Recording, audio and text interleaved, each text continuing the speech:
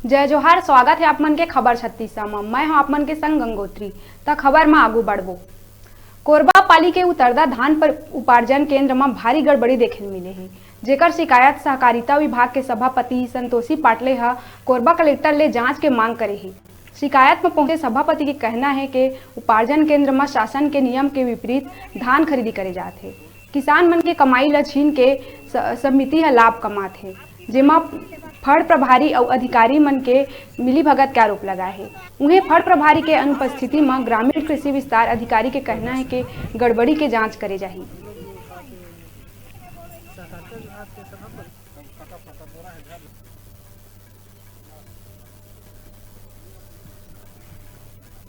में एक कट्टी में 200 ग्राम एक्स्ट्रा धान ले रहे हैं किसान से, और दूसरी चीज किसान से सिलाई भी करा रहे हैं।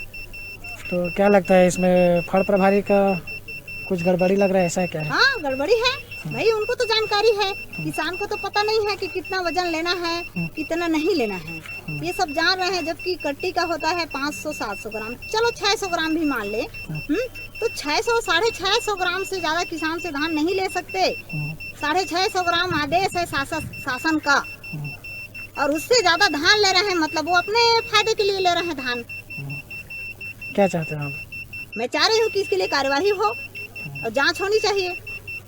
कलेक्टर मैडम से मैं निवेदन कर रही हूँ कि वो आकर इसका जांच करें और ये गलत हो रहा है, इसको सही करें। तौल के बारे में तो ये बता रहे हैं कि ज़्यादा लिया जा रहा है, लेकिन अब शासन के हिसाब से 40-700 तो लेना रहता है ना।